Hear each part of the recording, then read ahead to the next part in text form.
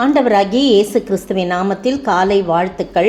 இன்றைய மன்னா, நீர் கொடுக்க அவைகள் வாங்கிக் கொள்ளும், நீர் உம்முடைய கையை திறக்க அவைகள் நன்மையால் திருப்தியாகும். பாருங்க, சங்கீதம் 104 வசனம் 28. பாருங்க, இதில் யாருக்கு இதெல்லாம் செய்ய அவைகள் அப்படின்னு சொல்லும்போது அது அக்ரிநிலை தானே வருது. அப்படின்னா அந்த மிருகங்களுக்கும் காக்கைகளுக்கும் எல்லாத்துக்கும் என்ன பண்ணுறார்? அவர் ஆகாரம் கொடுக்கிறவராக இருக்கிறார். எவ்வளோ நல்ல ஆண்டவர் இல்லை? பாருங்கள், 14ஆம் வசனம், பூமியிலிருந்து ஆகாரம் உண்டாகும்படி அவர் மிருக ஜீவன்களுக்கு புல்லையும் மனுஷருக்கு உபயோகமான பயிர் வகைகளையும் முளைப்பிக்கிறார் அப்படின்னு சொல்லி போடப்பட்டிருக்குது.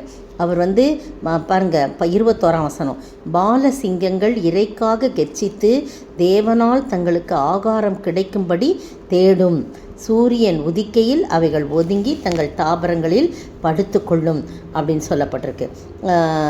பாருங்கள், இந்த 25ஆம் வசனத்தில், பெரிதும் தேவனே உடைய கிரியைகள் எவ்வளோ திரளாக இருக்கிறது, பெரிதும் விஸ்தாரமான இந்த சமுத்திரமும் அப்படியே நிறைந்திருக்கிறது, அதிலே சஞ்சரிக்கும் சிறியவைகளும் பெரியவைகளும் ஆகிய எண்ணிறந்த ஜீவன்கள் உண்டு, அதிலே கப்பல் ஓடும், அதிலே விளையாடும்படி நீர் உண்டாக்கின திமிங்கலங்களும் உண்டு, ஏற்ற வேளையிலே ஆகாரத்தை தருவீர் என்று அவைகள்லாம் உம்மை நோக்கி காத்திருக்குமா. எவ்வளோ அருமையான வசனம் பாருங்கள்.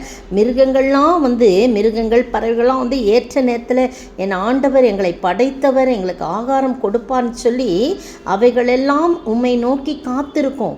நீர் கொடுக்கும்போது அவைகளை வாங்கி கொள்ளும், நீர் உம்முடைய கையை திறக்க அவைகள் நன்மையால் திருப்தியாக. என்ன நன்மை? அவங்களுக்கு ஆகாரம் கிடைக்கும். நீர் உமது முகத்தை மறைக்க திகைக்கும், நீர் அவைகளின் சுவாசத்தை வாங்கி கொள்ள அவைகள் மாண்டு தங்கள் மண்ணுக்கு திரும்பும் என்று சொல்லப்பட்டிருக்குது. ஒவ்வொரு வசனமாக நீங்கள் தான் மிருகங்களை உண்டாக்கினவர், நீங்கள் தான் பறவைகள் எல்லாவற்றையும் பாருங்கள், எல்லாவற்றையும் படைத்தவர் நீங்கள் தான். அந்த அதிகாரம் அந்த சங்கீதம் முழுவதும் நீங்கள் படித்து பாருங்கள். 11ஆம் வசனத்தில் 11, 12, 10 பார்த்தீங்க, அவைகள் வெளியின் ஜீவன்களுக்கெல்லாம் தண்ணீர் கொடுக்கும், அங்கே காட்டு கழுதைகள் தங்கள் தாகத்தை தீர்த்து கொள்ளும் அப்படிலாம் சொல்லி ஒவ்வொரு மிருகங்களாக பற்றி சொல்லப்பட்டிருக்கு. அப்போது ஆண்டவர் மனுஷரை மட்டுமல்ல மிருகங்களையும் என்ன பண்ணுறாரு? அவர் அழகாக போஷித்து திருப்தியாக்குகிறவராக இருக்கிறார். சங்கீதம் 145 16 பாருங்கள், 145 16, நீர் உமது கையை திறக்க சகல பிராணிகளின் வாஞ்சையும் திருப்தியாக்குகிறேன். முன்னாடி வசனம் பாருங்க, எல்லா ஜீவன்களின் கண்களும் உம்மை நோக்கி கொண்டிருக்கிறது, ஏற்ற வேளையிலே நீர் அவைகளுக்கு ஆகாரம் கொடுக்கிறீர், நீர் உமது கையை திறக்க சகல பிராணிகளின் வாஞ்சையையும் திருப்தியாக்குகிறேன். பார்த்தீங்களா? அதே வசனம் தான் எவ்வளோ அழகாக அதை திருத்தமாக சொல்லப்பட்டிருக்கு. அப்போ மனுஷர் கூப்பிட்டாலும் காக்கை குஞ்சுகளோ அல்லது மிருகங்களோ எதுனாலும் அவரை நோக்கி காத்திருக்கோமா, ஏற்ற வேளையிலே ஆகாரம் கொடுப்பாராம். அவர் கையை திறந்து சகல பிராணிகளின் வாஞ்சையும் அவர் என்ன பண்ணுறாரு? வாஞ்சையை அவர் என்ன பண்ணுறாரு? திருப்தியாக்குகிறார் என்று சொல்லப்பட்டிருக்குது.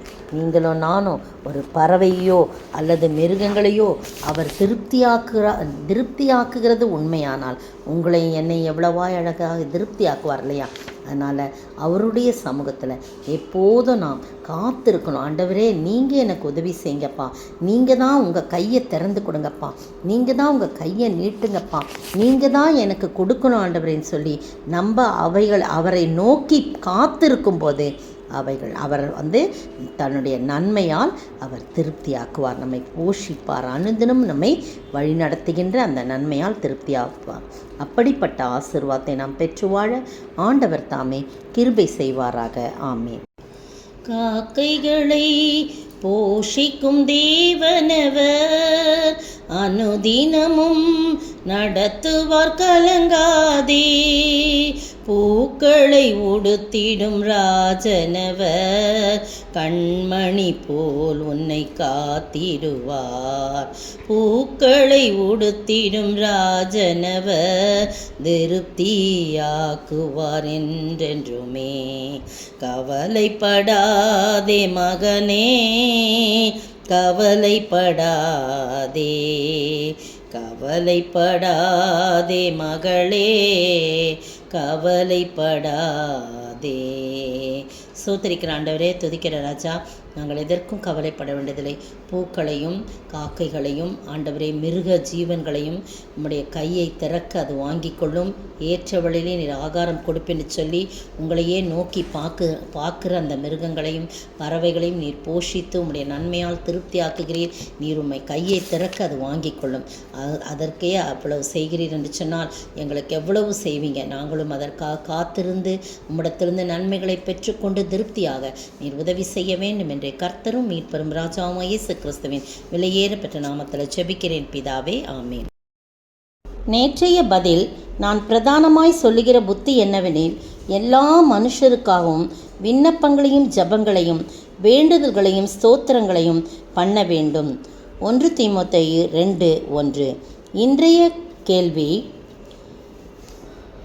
நாம் எப்படிப்பட்ட ஜீவனம் பண்ணும்படிக்கு யாருக்காக அப்படி ஜெபிக்க வேண்டும்?